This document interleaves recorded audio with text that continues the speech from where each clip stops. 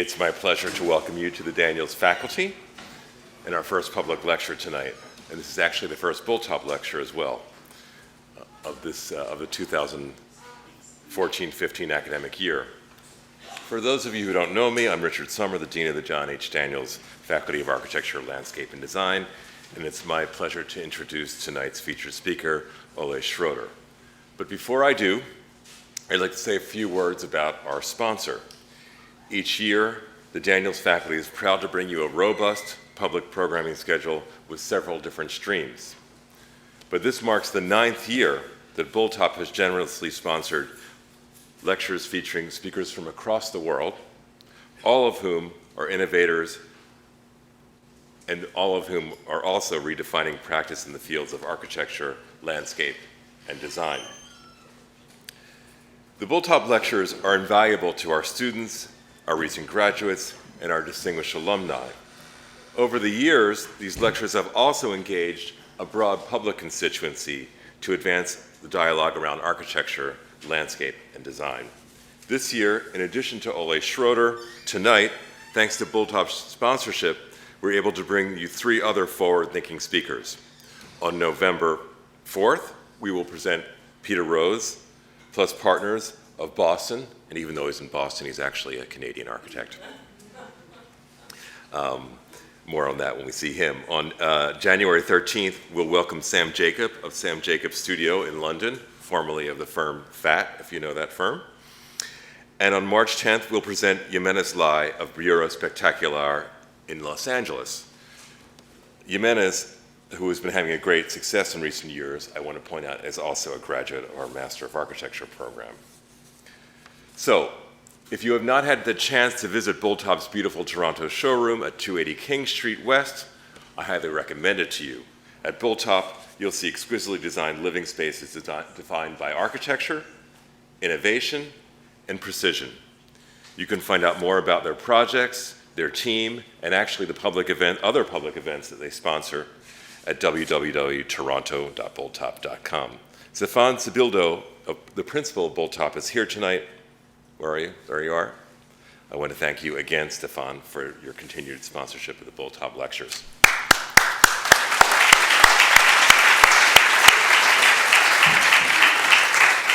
And by the way, in case you haven't seen it, this is this year's poster.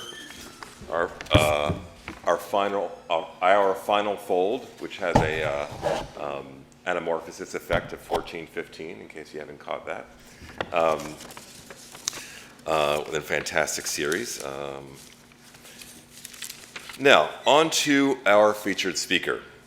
In 2012, Ole Schrøder, together with Flemming Rafn Thomsen, founded the firm TREDJE NATURE, a Danish office that works across the fields of architecture, planning, and landscape, with the aim of requalifying the relationship between nature and the built environment.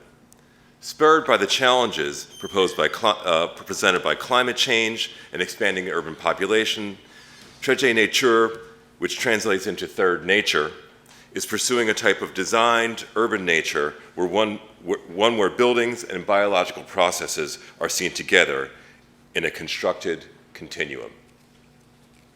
Because the Daniels faculty's teaching and research programs are also built on a commitment to rethink urbanization through the amalgamation of architecture, landscape, and urban design, one where urbanization is not seen as separate from ecology. We are thrilled not only to have Ole kick off our series this year, but to have him teach him and his colleagues leading one of our advanced master's option studios as well.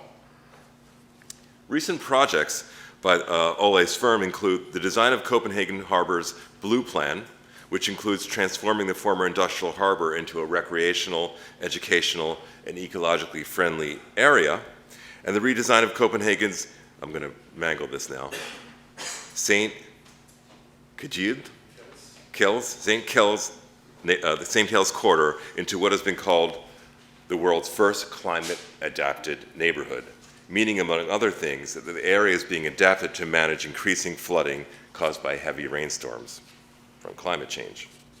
This particular project was listed in 2013's Sustainability 100, a guide to 100 sustainable solutions from around the world.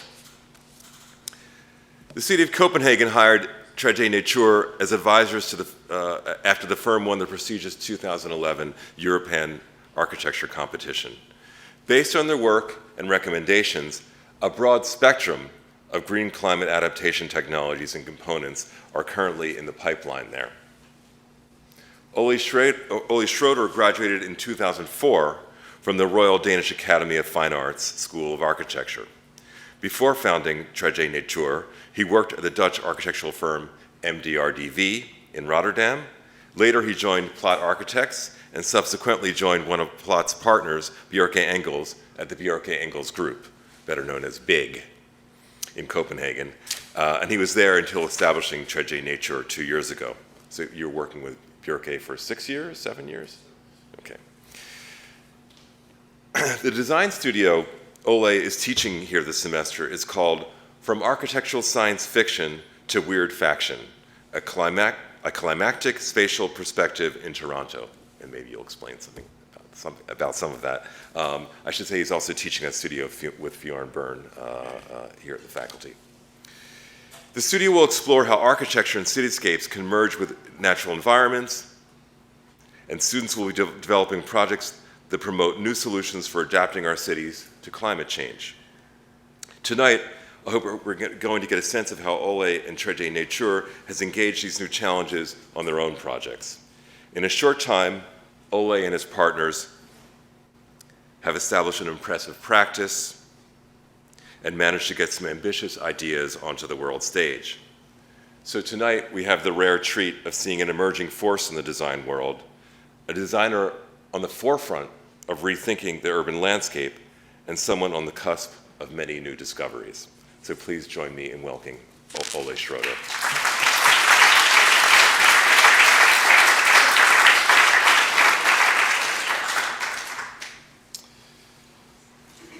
Thank you very much for the introduction, and also thank you to Alyssa North, who called me some months ago, or half a year ago, asking whether we were interested in coming here to Toronto and telling a bit about the agenda. First of all, we were really, really surprised that someone actually knew about us. Like we are having this, we were kicking it off in 2012, and everything that we put on our website is written in Danish. So either our images are communicating the idea, or you have been Google translating.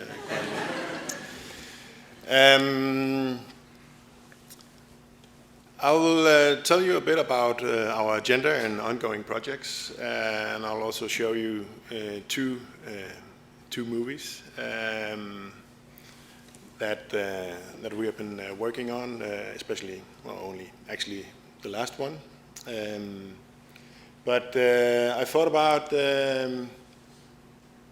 before introducing our agenda and the meaning of our name, Third Nature, I thought it would make sense to tell you a bit about who we are and where we came from, since it's quite new.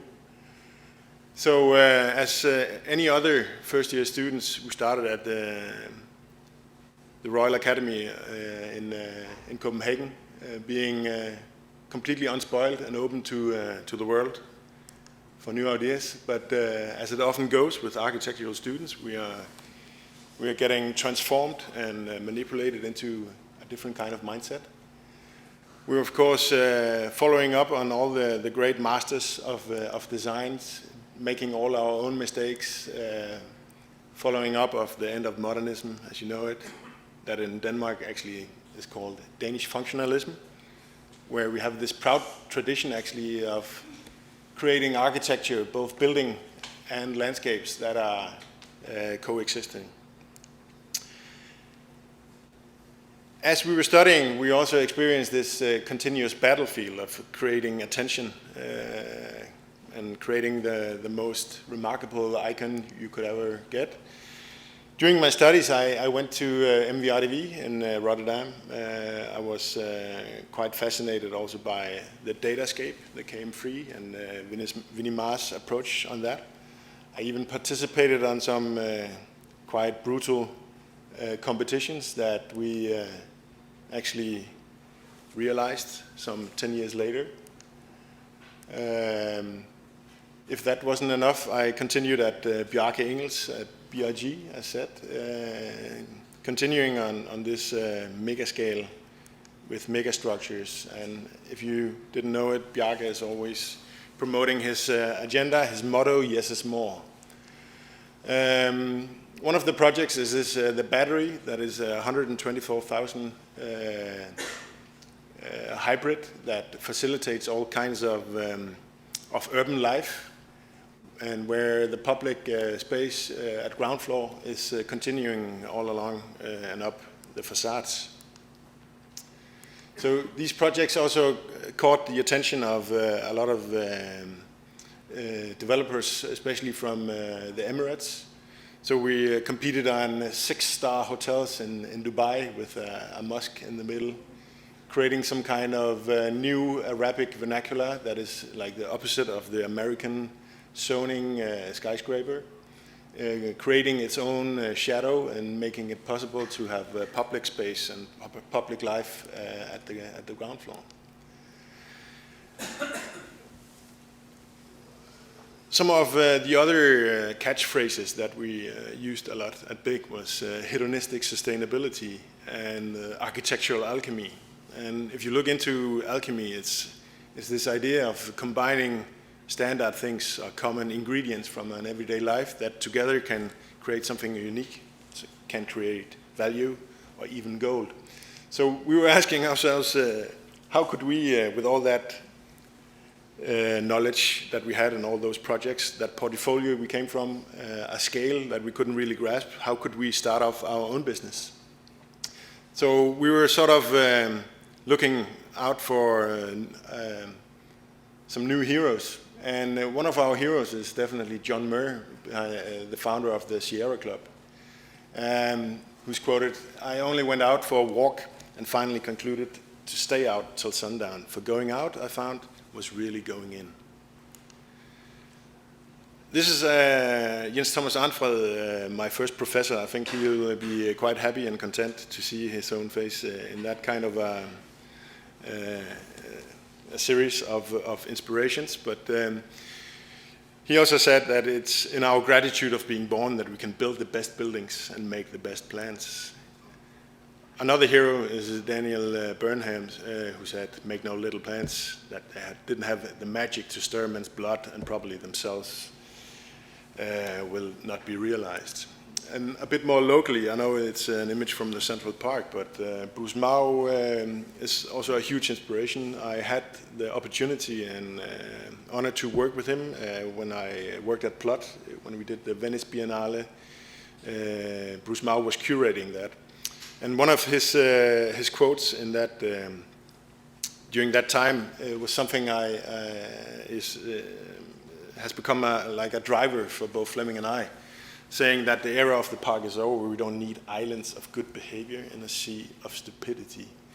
So somehow it relates also, it's more contemporary or modern approach than the make no little plans, but it's part of the same thing, that everything is bound together and that we need to zoom out and see the bigger picture instead of creating our own little masterpieces.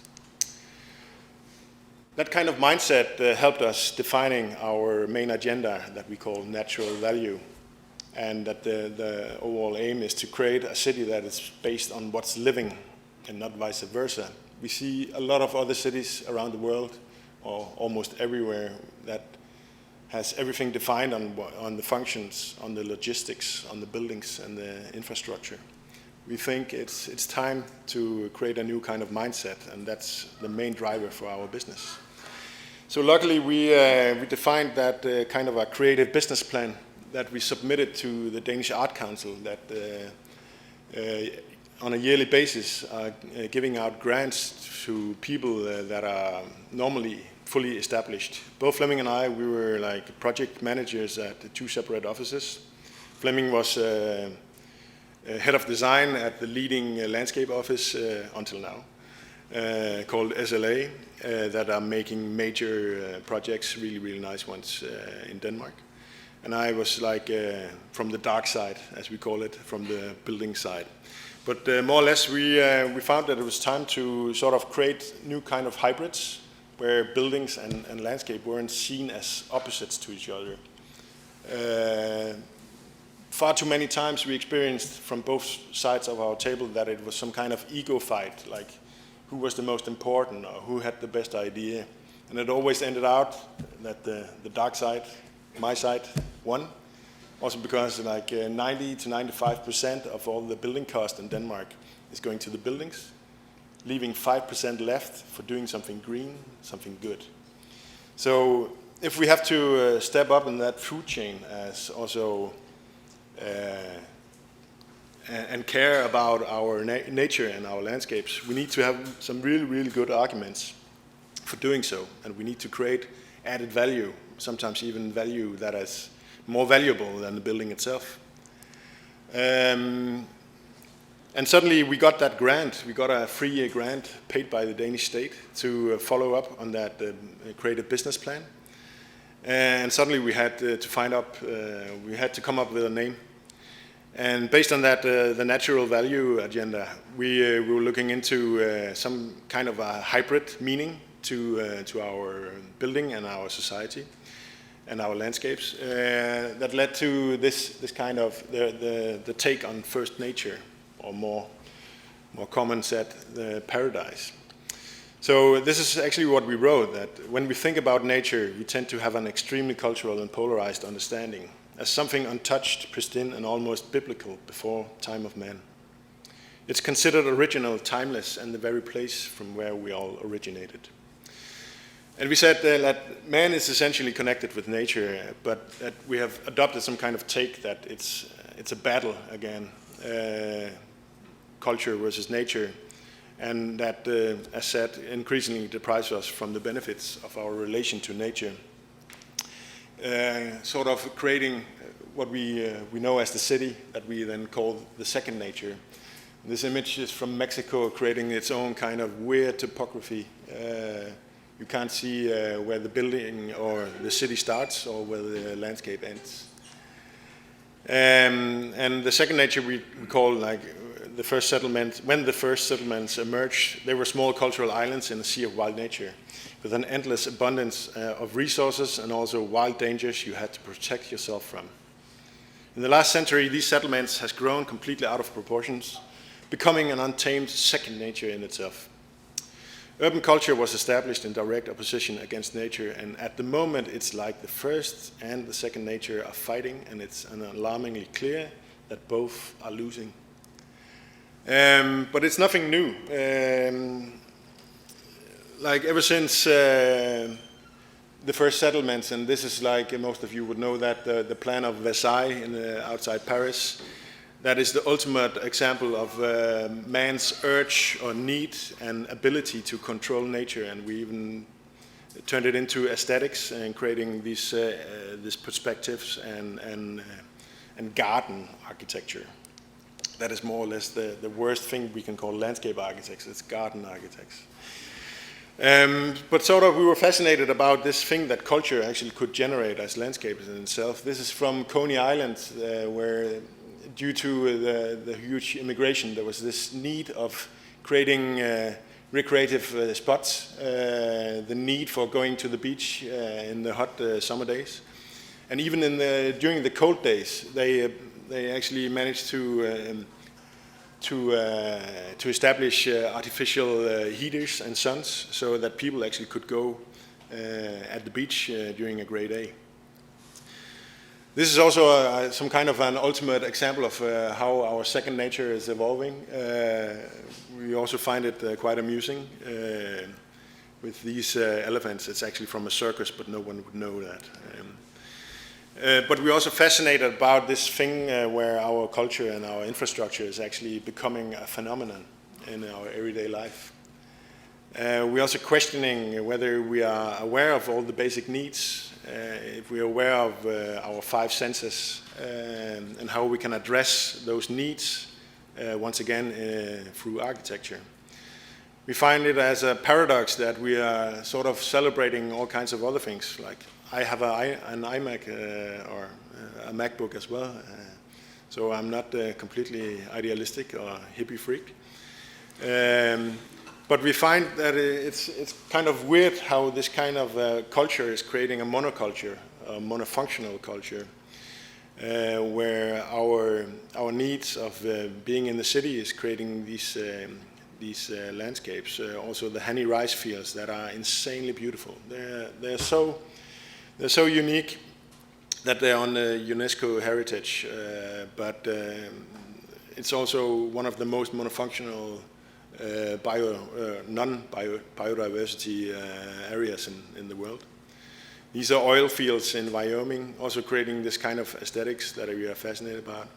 More locally, or where I'm coming from, we have all the infrastructure that we don't see, that is beyond the paved, hard paved surfaces in our city. So somehow we found that this image by Helmut Newton was a good example of how the ultimate nature and the second nature actually was only separated by a thin piece of glass. But more or less this is the reality that we are facing.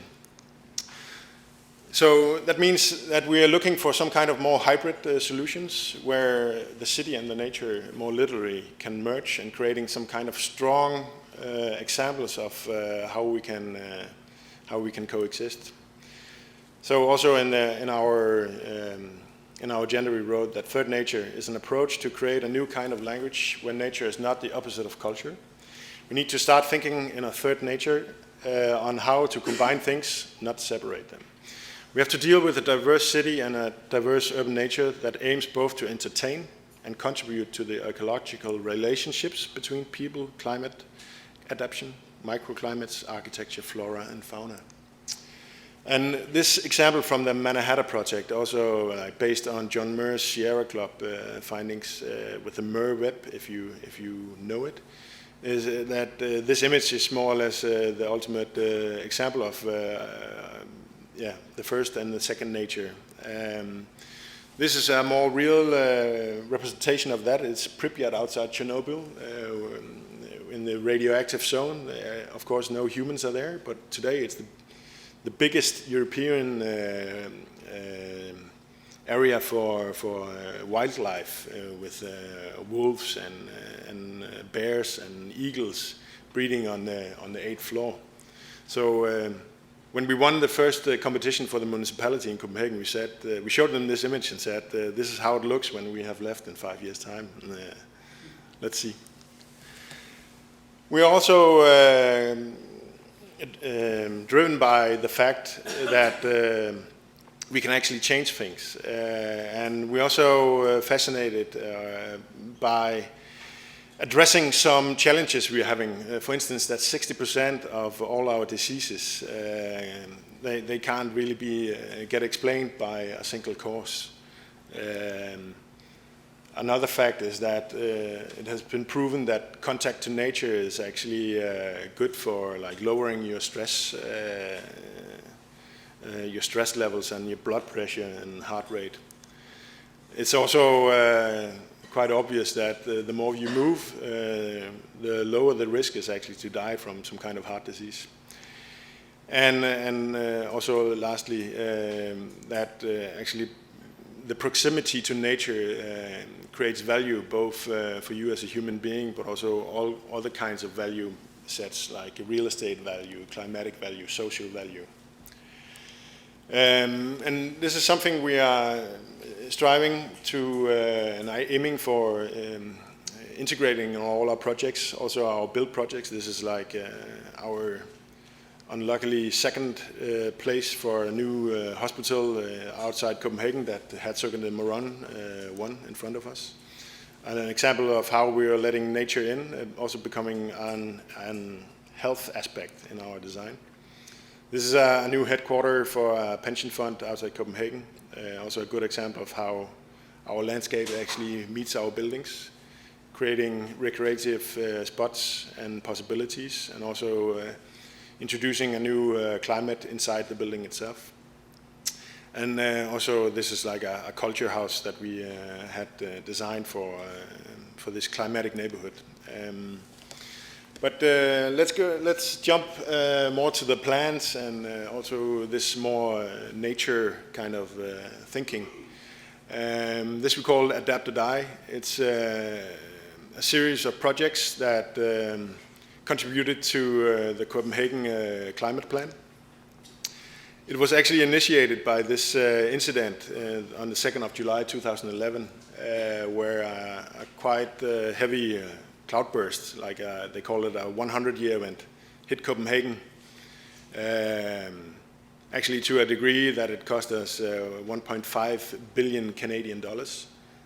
The fun thing is that it just happened again 2 months ago, this 100-year event, and within half a year it also happened with a 50-year event and a 10-year event. So the climate is changing quite drastically, and we need to do something with our cities. So also in Denmark it rains quite a lot, like actually 180 days a year, creating situations like this. Normally when we're showing this image, we say it's might a good day for the dad walking with his daughter at this kind of this place where he normally can't move, but it's a pretty bad day for the taxi drivers. So sort of we're trying to create these kind of scenarios where we can actually turn the challenges into some kind of potential by addressing the value that the water and the climate actually also can generate. So it's more or less about providing space and new opportunities in our urban fabric.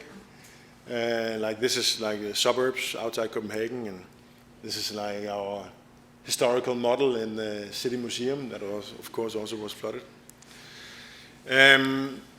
So this is more or less how Copenhagen looked like.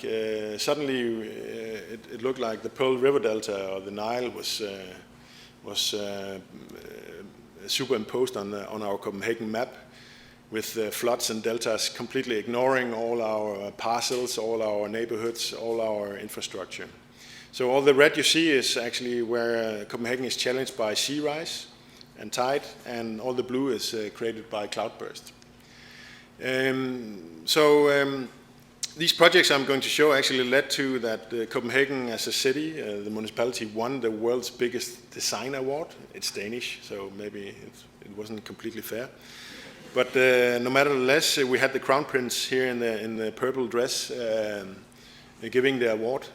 So suddenly climate change and landscape architecture and nature became some kind of something.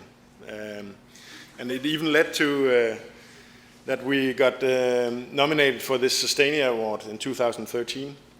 And one of the commissioners or ambassadors was Mr. Schwarzenegger. And that we found extremely cool, especially when we zoomed in on his skull ring. So we knew we were onto something that was actually quite cool. And one of the examples that I'm going to show is this, what they started to call it Denmark's first climate adapted neighborhood. And some of our good colleagues and friends of a competing office called me up and said, hey, we actually did that 2 years ago.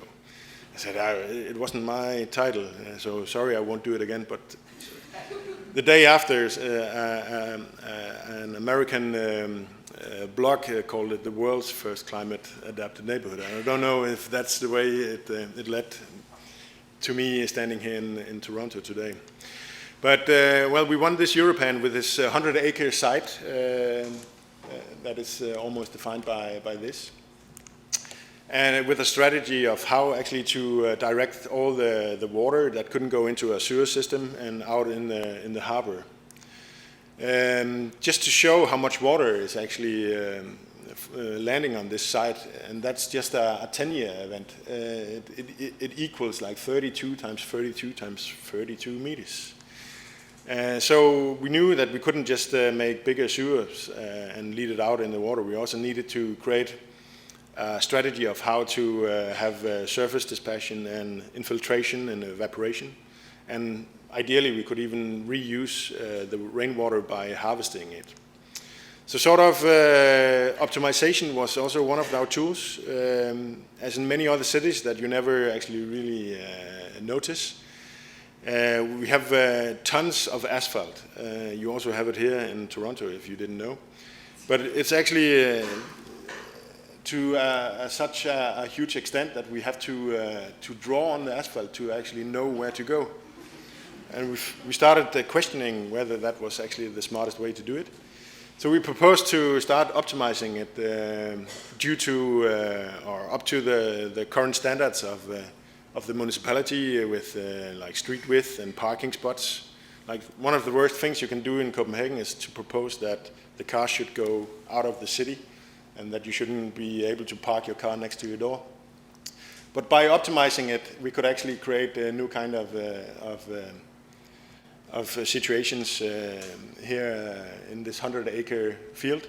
So out of 270,000 square meters of hard paved surface, we could say that almost 18 to 20% we could give back in terms of green optimized areas that we then would place at the southern and western orientated facades, making it possible to create gardens or like permeable surfaces where the water could land. Also creating incitaments for the inhabitants to actually meet, making it safer, more green, and actually less expensive than making bigger sewer systems. And the way we did it was actually through some serious mappings of all the hidden infrastructures that we don't see. With all the pipes, all the cables, the different owners of private and public areas, where the shade is, where the heat is, etc., etc. And we managed to create this 1 kilometer long street with 2 squares along the way. So as we often hear as architects, when we are proposing our designs, we get to hear that it's not possible what you showed. It's far too flashy or too many trees. That's also always what the municipality is coming back to us with.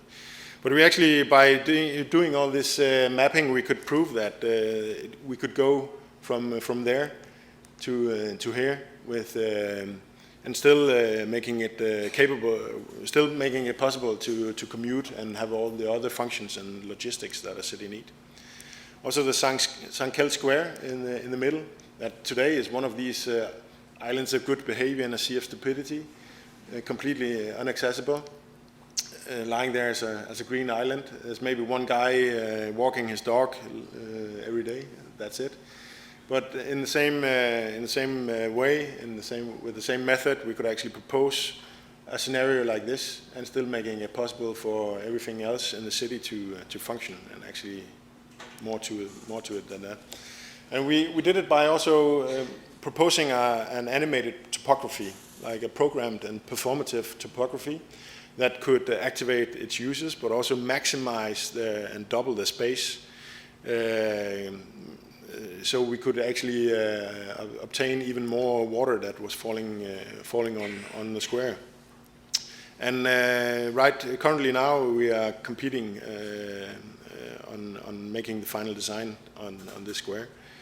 Also introducing all kinds of elements that could actually create a certain natural phenomenon in the middle of our cities, and also solving our problems with cloudburst, and so to speak. Besides Arnold Schwarzenegger and the Crown Princess, we also had the honor of having our former Minister of Environment, Ida Auken, here on the right side. Here she looks quite tall, and when she's trying to sell Danish water technology and architecture internationally. But when we opened, I don't know if they did some kind of photoshopping here, but maybe we should have done some kind of photoshopping here as well, for my sake. So she took part in the opening of the climate neighborhood, and at that occasion we actually proposed if we can optimize 20% of our urban fabric at this 100-acre, what if we could do the same to Copenhagen? And what would it actually mean in terms of money, in terms of saved cost for servicing all our areas, cleaning the street and cutting the grass, etc., etc. So that led to a new assignment by the municipality. It's called the Green Climate Adaptation or Adaptation. It's not completely public yet, but it's like for your eyes only. Let's see.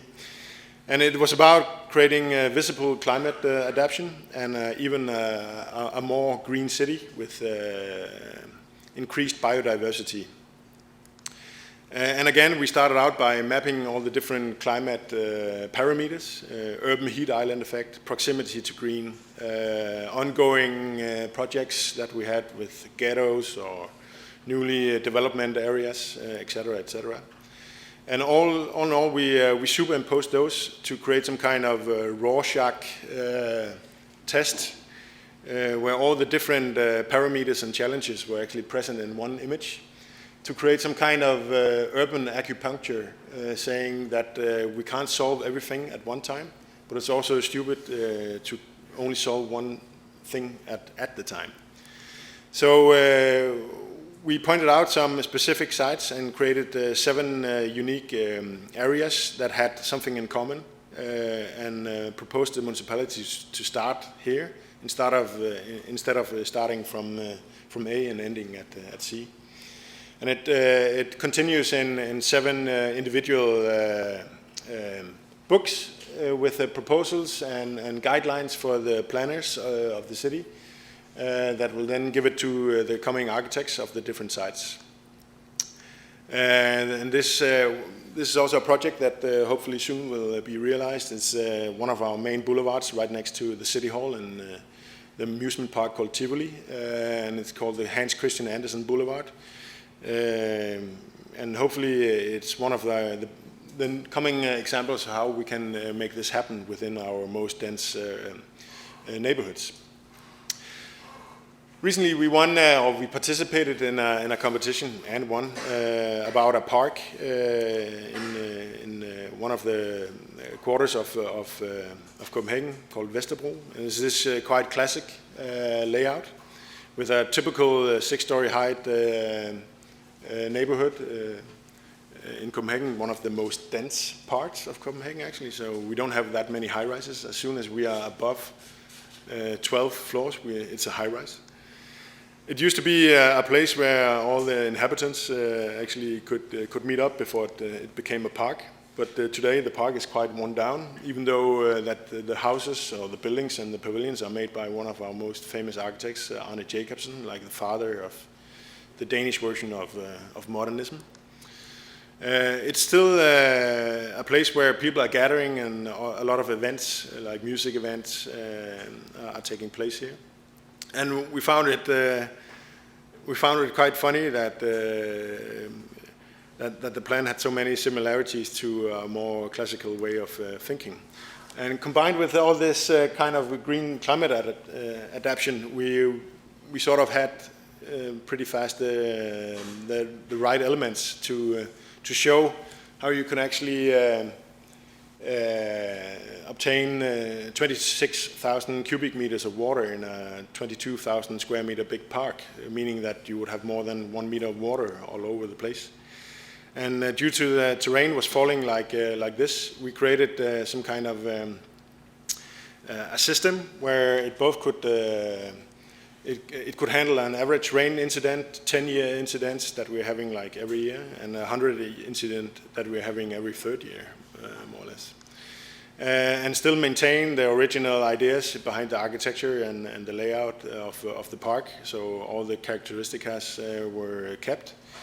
And then we actually proposed a dike all around it at 1 meter height, that we had some kind of water locks that could go up when it actually had to contain all these amounts of water.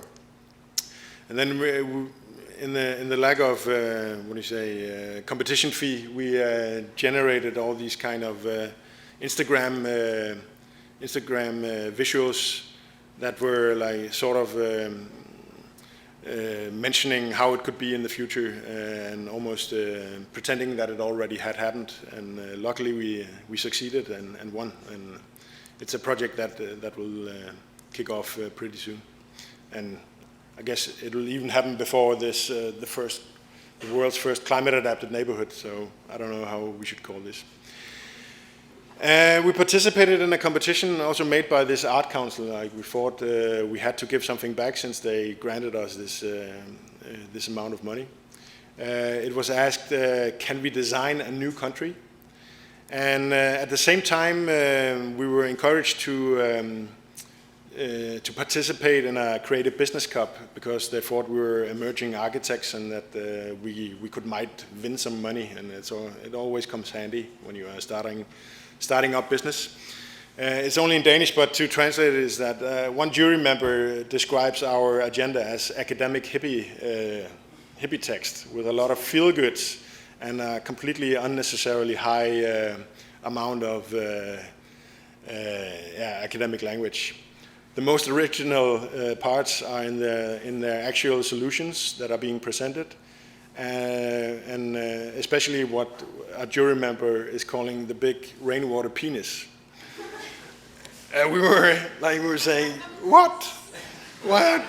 Like we are just architects trying to do something good, but and if we can't have our way of communicating and rhetorically explaining what we're doing, what's left then? But sort of, we thought maybe it's time to do something else, and one of our interns, Lotte, she was also kind of provoked by this jury member, so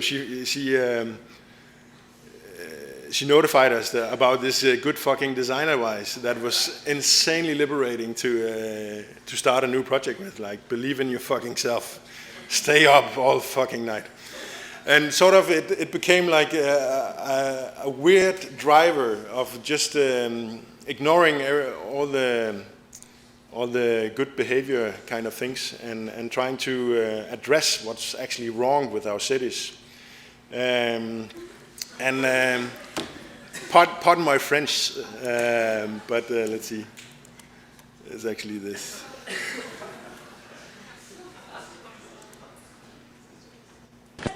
Fuck, fucking motherfucker. Fucking motherfucker.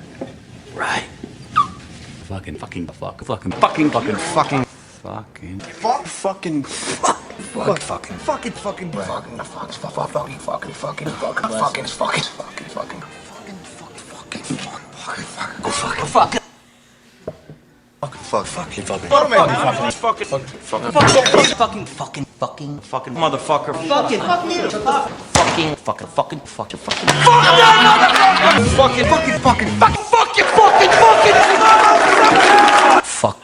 Well, I'll save you for the rest, but it's like, I think it set a world record of 569 times they actually used the F word, so we thought we could do it maybe less, but still, let's see. Yeah.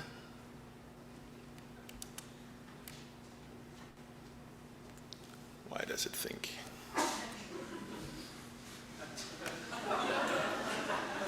Fucking PowerPoint.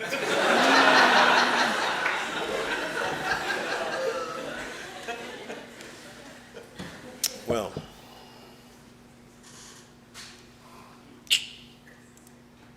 Fucking film. So it's still in Danish, but we said, hey, you are asking the complete fucking wrong question here. Like, can we? Of course, that's too weak. Why only do one? And draw, or design, that's some kind of modernistic approach to it. And new, that's an old paradigm. So somehow we were trying to address all the challenges, or that was the intent of the competition itself. In Denmark, even though we're having challenges as everyone else, we are some kind of proud that yearly CNN are naming Denmark as the most happy country in the world, at least on the happiness index. But when you're asking all the scientists, with all the challenges we are having with the climate change, we should panic as if a comet was hitting the Earth. So we were actually asking ourselves what the architect could do towards this. And normally we would like put ourselves in the middle of the world, but we said no. Actually, we have to think in a different way. We have to pretend as if we if we were speaking for the world, that we are in the world ourselves. So we created this kind of the cardboard head, or like the well-meaning architect inside the cardboard head, that were like advocating for all the traditional values that we had in architecture with proportions, aesthetics, and pragmatic. But somehow we were lacking something, and that's where this the wolf came in. And it was so liberating, especially with all that the F word, that the wolf we could make that completely untamed symbol of the opposite of the well-behaved, well-meaning but slightly naive architect. So together they actually had a dialogue of investigating all the possibilities of the future in Denmark. And when we started investigating, we also stumbled upon these maps that we found quite productive. At least this one that is made by an Arabic delegation in Denmark in 1800 something, that were sent to Denmark to actually map where the highest concentration of idiots actually were, because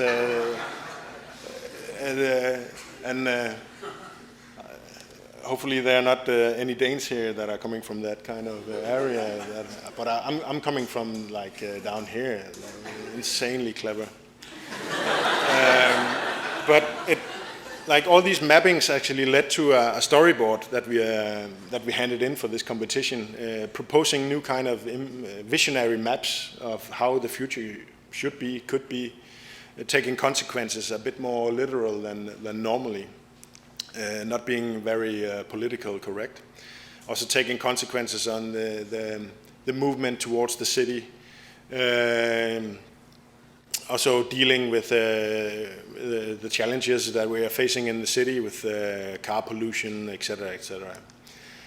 So it all summed up in this kind of a new Danish map of Denmark with different kind of countries, that just would somehow start to create new connections and new meanings to itself. And I don't know how, but we actually managed to win it, creating this wolf land with the wolf saying architecture sucks. But like we were not completely sure what it actually led to. I don't know if we are more aware about that today, but we had loads of fun. Actually, when I attended here some weeks ago, Alyssa North was asking me about this guy, whether that was some kind of mayor, but I promise you it's completely coincidental. The second last project I'm going to show is actually Blue Commons again. A project from the municipality to maximize the use and quality of our recreative space towards the harbor. So we put it into some kind of historical context that Copenhagen started out by being that kind of outline, and we also find it quite interesting that this is the way we used to represent our cities and make our maps.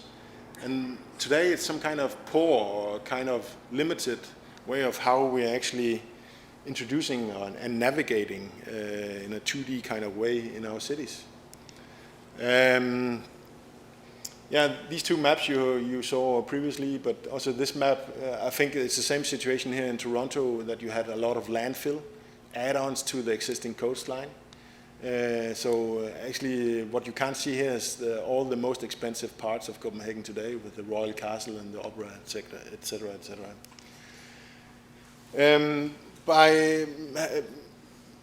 By working with this kind of mapping exercise, we also got quite surprised by being able to divide Copenhagen up in thirds. So like here to the left you see all the footprints, what we could call the grey.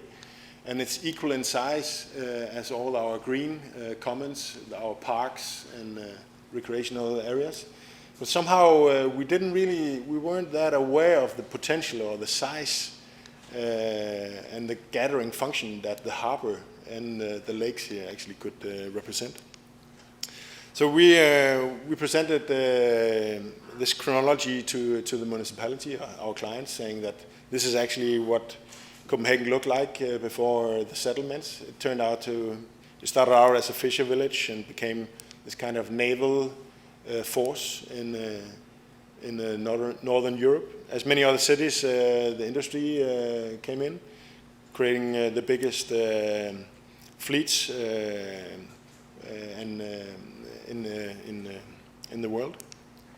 Today, all the big container ships has left, but has been replaced by a different kind of type, but quite similar to what we're actually producing on land. So we are sort of questioning if that's really the best way we can use this kind of recreative quality next to the harbor. Of course, also all the rich people are moving in, and all the poor are protesting in the small boats, like leave our harbor alone, because it used to be this kind of much more industrial worker kind of neighborhood. But since all the industry left, the water became more and more clean, so we could actually create harbor baths. We are allowed to catch all these fish and eat them as well. Quite fascinating in a city with 1.5 million inhabitants. A lot of restaurants, among what they claim to be the world's best. Noma has the restaurant at the harbor. They are going to produce oysters that they're going to serve in there as well. And increasingly there's becoming this kind of a tourist destination, and artists and other famous architects are creating bridges across the harbor. And again, I don't know if it's the same boat or the same neighbors, but they're also protesting against bridges because they say that all the life in our harbors are actually going to disappear. But still, at certain places, we can still experience this huge contrast there is between, for instance, the world's biggest container ship, Maersk. It's, by the way, Danish. And it's right next to the statue of the Little Mermaid sitting here at the harbor.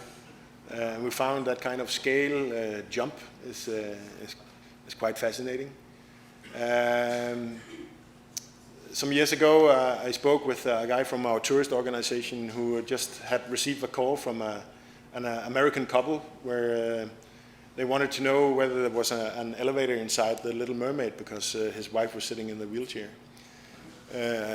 I guess he came from New York with the Statue of Liberty.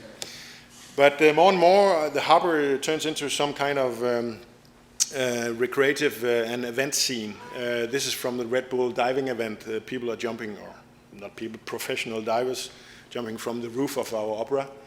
We're also gathering, every time there's like big World Cups or European Super Cups, we're gathering at the harbor. And even though this is not in Copenhagen, I wanted to show it nevertheless. It's from Oslo, but the occasion that attracted that many people in this kind of anarchy was actually Justin Bieber entering the city from the harbor side. I found that was kind of funny. Like these are all the artificial made islands in Copenhagen, and but we started to propose whether we could build on top of that, actually creating even more space and new histories or new stories in downtown. For that we actually called something that the biggest newspaper in Denmark mentioned or called the 5 wet dreams for Copenhagen. We call it 1,000 new ways to get wet in Copenhagen as well. But this is like the sports island, not only bridging 2 different neighborhoods with a bridge down here, but it's also creating a safe zone for all the soft commuters or like swimmers, etc., canoeing. And then you can have all the water taxis on the other side creating waves, etc. Next to Noma, this restaurant here, and our acting house, we have what we call the Krøyers Pottel, an artificial representation of this North Atlantic topography that could contain saunas and maybe even the fish ponds for the restaurant. Also next to the opera, that Maersk donated as a gift. He also bought all the neighboring sites and left them completely green, or what we call a green desert. Some kind of monofunctional space that is for no use. We proposed to make a temporary park, a pop-up park that could actually create a destination for all the inhabitants. And in this render, we proposed to have speakers that might play all the opera music from inside, telling stories about what's actually happening on the other side of the facades. And also the last one we call the Birds Island, where an artificial made topography with a stone reef that could animate for even more biodiversity within the water, and also creating some kind of historical memory of what once was. So this more or less crazy vision about the harbor created attention from 60 of the leading industries in the Danish water technology business, asking us to create a virtual house of water that could tell the story about all the qualities of Danish water technology. So we also looked into water that is a scarce resource. Actually, the fresh water is 2.5% of all the water that we have in the world. And it's estimated that the total water consumption of the world by 2013 will grow to more than 40% of the available known water resource. That's kind of serious. So there are significant differences from country to country, and in some areas we will be missing more than 50 of our future water needs.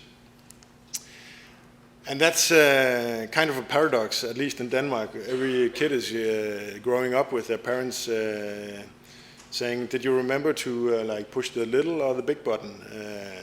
But like 3 to 6 liters doesn't really matter. Also in our households, we are super proud of minimizing our daily uses of 130 liters to like washing machines and taking baths, etc. But it's in kind of a contrast when we're having a hidden footprint, water footprint, from our agricultural industries that actually takes up to 400 liters to produce 1 egg. Like no one believes that, but it's true. To produce 1 kilogram of beef, we have a hidden water footprint of 10,000 liters. I'm not vegetarian, but still, this guy was. There was some kind of urban graffiti saying 11,000 liters of water for 1 kilogram of beef. Was it worth it? The next day they repainted the graffiti away. But it's kind of fun that that kind of activistic graffiti is popping up.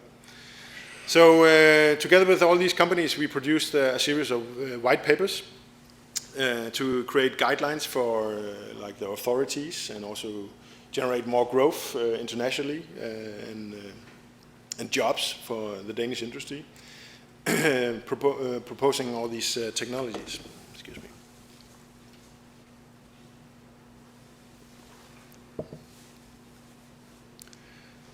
So we thought how to approach this, and more or less we thought it had to do something with water. At least also because Denmark is completely surrounded by water.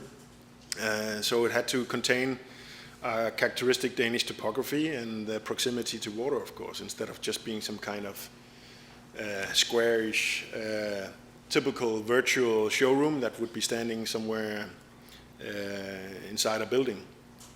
And we wanted to address these kind of phenomenon and identities and feelings to it,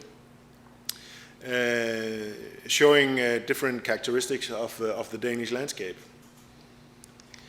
So it all ended up in this floating house of water that has the opera paid by Maersk in the middle, creating a new kind of destination that both could be accessible to the public on top and having a programmed showroom continuously below the deck. And we're actually having the Little Mermaid sitting over here. We're not allowed to show her, but nevertheless. So it should be possible for like Copenhageners to take a Sunday walk on top of the House of Water, taking a bath in the urban swimming pool, in the harbor bath, or actually going in and learn something new about our water capabilities and our water footprint. So going from agricultural water, urban water, water resources, and so on. So when you entered through this spacious stair in the middle, you go like through the harbor bath and you enter in the lobby. Through there you can learn about our water resources. This is actually a Danish technology with a helicopter that can find water. In many countries you will be surprised, but they're actually still going out there in a more simple way of looking after water, making a lot of drillings and test their luck. Of course, we also try to represent our climatic neighborhood as a good showcase of how we could deal with urban water inside. Also showcasing our water footprint in our industrial water space.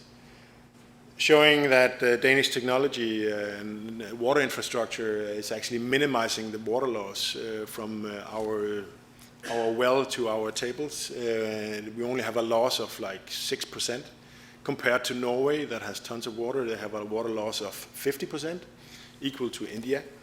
It's kind of bananas when we are having scarce resources. And then also, of course, showcasing this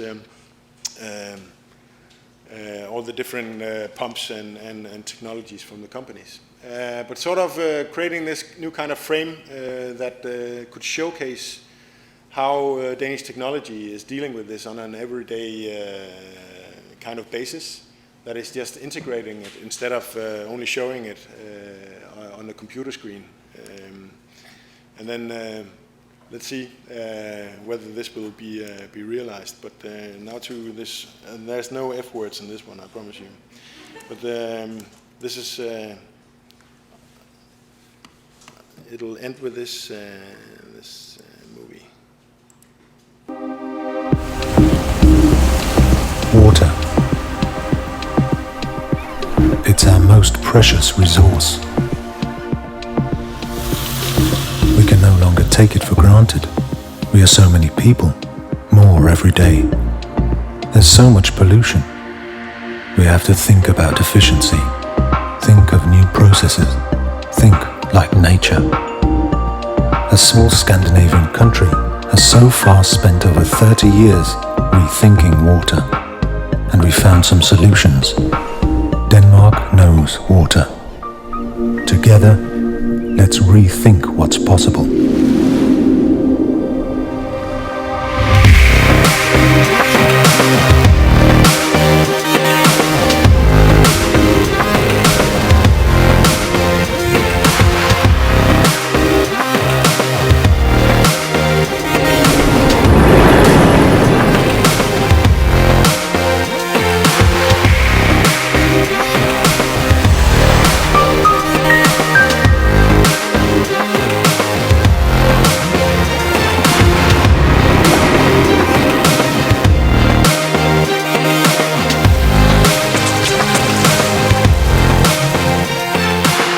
Let's open up for visionary ideas. Welcome to the House of Water.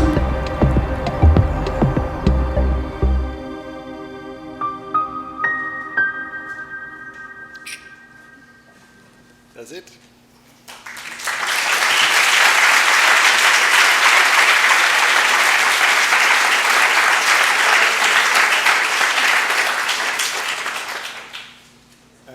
It was said that there would be time for some questions.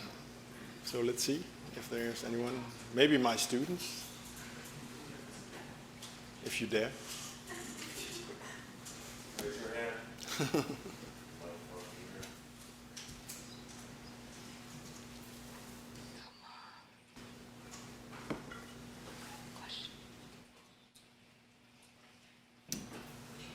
It was crystal clear. Huh? I'll break the ice. The last project was interesting because it's really The last project was interesting because, different than the others, it's really meant to be it has a pedagogical and a kind of showcase function, which is to bring people through something which in other contexts would be almost like a theme park, to bring them along to what the potential of water is. Do you think that more of these kinds of either didactic or demonstration projects are necessary to raise consciousness among broader constituencies about the potential for both landscape and design to have an effect on the use of resources, for example? I could hope so, but during my time also at various offices, both MVRDV and BIG, they have participated in like world expos that actually are having that exact purpose of showcasing our best technologies and the best architecture. At least the World Expo in Shanghai had this theme about the good city life or urban life, but it was kind of hard to discover when we went there. So I also think the current expos are in too many occasions just about showcasing or showing off, becoming some kind of iconic graveyard as soon as they have disappeared again or ended. And I think there's a lot of real issues, real challenges that are much more relevant to implement in our existing urban conditions rather than making some kind of expos here and there. But of course this is kind of unique, or like this is not to be built yet, I hope so. But when they called us up, they said it's virtual, but nevertheless we said we can't take it seriously unless we actually propose it as something real. And besides that, like 90% or 99% of all our projects as architects are like ending in the drawer anyway. So no matter how real we are actually trying to develop our schemes within, there's like an endless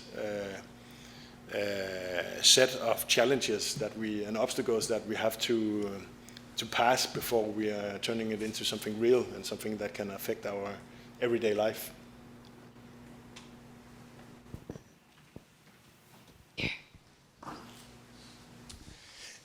Yeah, the mapping that you were doing was very impressive. Is Copenhagen well along the way in terms of open source? I mean, did you have to create all of that from scratch, or could you build on existing platforms and softwares? And how difficult was it to do that incredibly detailed mapping? Yeah. No, but it's super relevant. There's a lot of material accessible through this GIS software that we, together with the municipality, could base our work upon. But also we're having a similar approach on this open studio that Fionn Byrne and Alyssa North and I are leading. And I would say also, based on today's critic, all the 12 students managed to locate and find super interesting layers of the city that normally are hidden also here in Toronto. Like, it hasn't been said, but we're looking at a district or a site here in downtown Toronto. It's like 1.5 kilometers wide, starting from the university and going 4 kilometers south towards the waterfront. And it contains all these different kinds of aspects that are present also in Copenhagen, but on a very Danish scale. I think you have a lot more exciting, for me, challenges that I think in some weeks or some months we'll have some really interesting scenarios to discuss. Ding.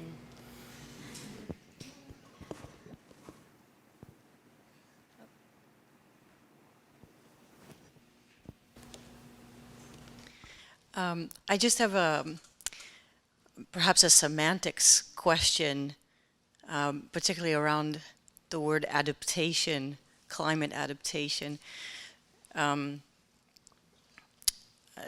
because it's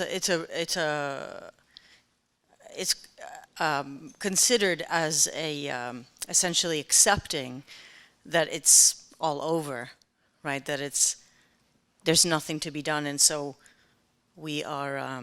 We're doomed. Yeah, we're doomed, and so we're basically the opposite would be, or the parallel or the corollary would be mitigation, right? Which I think your work is definitely suggesting that not only is it adaptation to new conditions and extremes, but that the integration of these new technologies and the actual integration on so many different scales, from streetscape to, you know, larger kind of efforts, that they do have a reversal effect or some sort of a mitigating effect to current conditions. So I was just wondering if you can maybe share, because this is obviously coming from a Danish perspective and the 2011 climate adaptation sort of momentum. So maybe you can share with us just this kind of perspective, because it's very different than what's going on here in Canada. Yeah, well, we are often being asked by journalists, like recently we were asked by one, like, can we make it? And we say, make what? Like, can we make it before, like, it's too late? No way, we are beyond that, but we have to make it as good as we can while we're here. So, and we sometimes refer that to the Inca Empire that I've been discussing with Fian as well, how clear that reference actually is. Somehow, even though that they were extremely highly developed as civilization, they still couldn't make the empire last. So somehow, the short story is that we just have to make it as good as we can while we're here. But I think it's not only Denmark it rains. Maybe you have different conditions here or in the future. Like a lot of countries will face challenges with drought. That we will do that. We'll do the same in Denmark. But right now, there's quite a strong focus on the rainwater. So the municipality is like spending 2 billion Canadian dollars in Copenhagen on resilience and climate adaptation in the next 10 years, simply because we can't afford for more 100-year incidents on a 5-year or 3-year level. So we need to prepare ourselves somehow, right? I think my ex-colleagues from BIC, they just succeeded in doing more or less the same, but in New York after the Katrina or Sandy or whatever it was called, the hurricane, turning Manhattan into some kind of performative dike all around it, also securing all the values that are there, because it's like insane amount of values, of course. But each region, its challenges, of course.